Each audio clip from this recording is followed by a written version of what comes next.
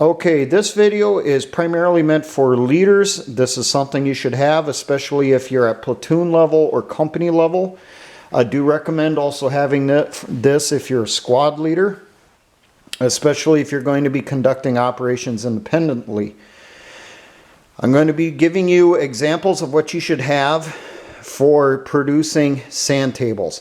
Now, a sand table is a graphic representation, a terrain model that you do so that you can show people that are going to be involved in an operation where they're supposed to be, where they're supposed to move to, the sectors they're supposed to cover, what's going to be in their sector, explain what their actions are going to be when they're at each point, explain how they get to that point, and it gives them a visual representation of what the ground should look like. Now, the base I'm going to use for this is something I recently got here. Platoon Op Ord Briefing Kit. That's Operations Order Briefing Kit from my leader source. This thing is not cheap. It's close to 70 bucks. So this was a paid for thing with some of the communist stimulus check. Now the contents inside this pouch, and I will show you, includes the trifold tactical bag, an op order briefing card, magnetic pointer, yarn and nails, operational graphics with 20 weapon systems magnets, 16 movement and information, 13 maneuver and control, 9 NATO unit symbols, 7 platoon tactical mission symbols, and 8 blank graphics. If you got the money, you want to go this route, fine, but my feelings on this is more for, it says it's for platoon, but to me it seems like it's more for company. There's things that are missing from this kit that should be in there, and you might want to purchase to add to it if you get this. But I'll show you some of the magnets and graphics here if I can get a good enough picture.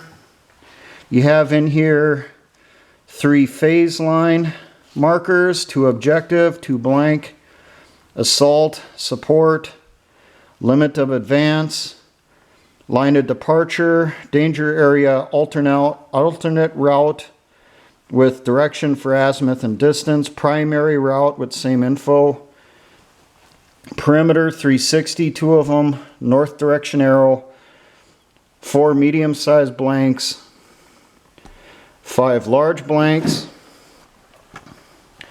You have ambush, breach, blocking force, attack by fire, support by fire, 2 perimeter cards, patrol base cards, 4 squad cards with location, TNP, location, well, one's going to be platoon, I'm not sure on the rest of it. Company command symbol, 3 platoon, 1 company, 1 blank. You can use it for whatever. You can use it for a company, a battalion, and so forth. It's just dependent on the symbol you put on it. 4 squad markers, 2 observation post markers, 2 rally markers, I believe, rally point markers, casualty collection point, alternate casualty collection point, 2 link up points, 2 target reference points, EPW, a reference point, I believe, 3 anti-personnel mine for marking where minefields are, 3 Mark 19, 3 249 SAW, 3 M240, 3 M250s, and 3 crew serve supporting weapons. I do not remember what the symbol is. And over here, you had the op order's card for when you get the information you give the op order. Backside it has the sustainment command signal portion, 1 non-permanent marker, the magnetic pointer, some yarn and nails. This is to mark out your grids, also your lines for anticipated axis of advance, marking rivers and that stuff. And I'll tell you right now, that amount of yarn is not going to be enough. You're going to need more.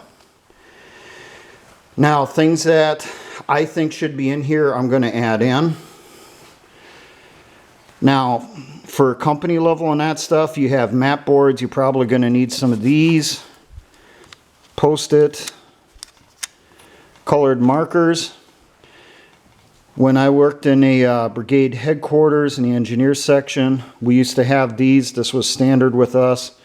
We use that for marking friendly positions, enemy positions, engineer obstacles, and chemical warfare, where their chemical strikes came in on. Now down here, color code your stuff. Friendly, enemy. You're going to need dismounted troops. These are 1:72 scale little plastic troops. Supposed to be modern U.S. infantry, but I can tell you, looking at the weapons, it's like 1980s.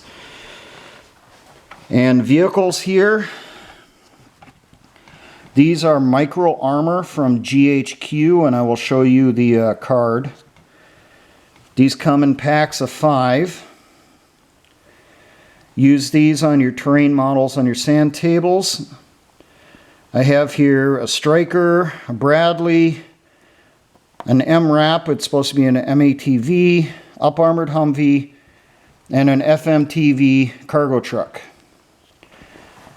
Comparable for enemy forces, some soldiers.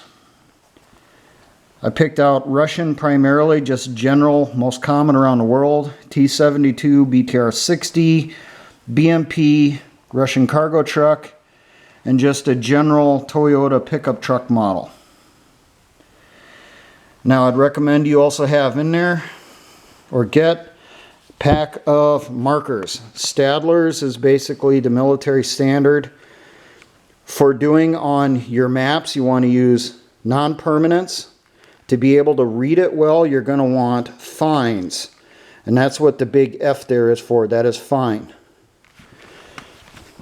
Now, if you're doing overlays for passing out, you're going to want to use permanents. Difference in them, non-permanents are these grays, black, they're permanent.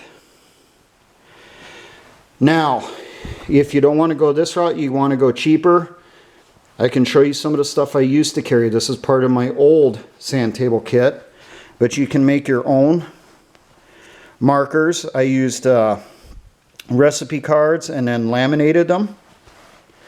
So I would have things, because we were engineers, obstacles, objective, line of departure, axis of advance, minefield, reference points, assembly areas, and phase lines.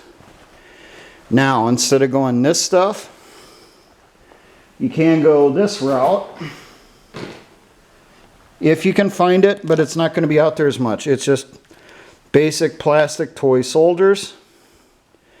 Get 2 different colors, one for friendly, one for enemy. And not as easy to find as it used to be, but your little plastic and metallic vehicles. Another thing we used to carry with us for simulating obstacles and sand tables, stuff like the wire from your wire notebooks for simulating wire fencing.